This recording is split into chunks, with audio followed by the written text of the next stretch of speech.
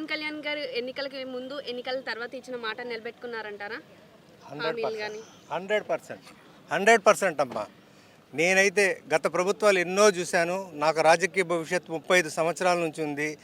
గత ప్రభుత్వంలో గత 7 నెలలు 8 నెలల్లో ఇంత అద్భుతంగా భారతదేశంలో నరేంద్ర మోడీ గారు, ఆంధ్ర రాష్ట్రంలో కూటమి ప్రభుత్వము ఇలాంటి పరిపాలనని గత ఎన్నడూ చంద్రబాబు నాయుడు గారి పరిపాలనలో కూడా ఇటువంటి పరిపాలన మేము ఎప్పుడు చూడలేదు.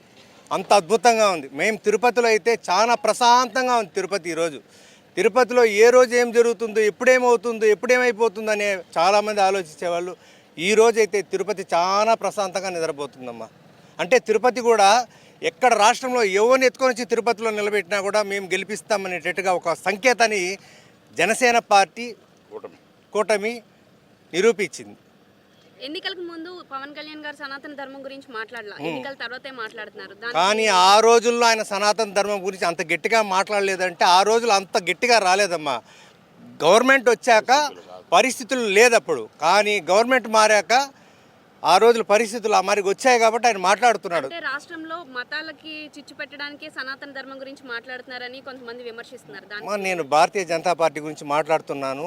మొన్న రీసెంట్లీగా శివరాత్రి రోజు రాయచోటిలో చాలా ఘోరాతి జరుగుతూ ఉన్నాయి.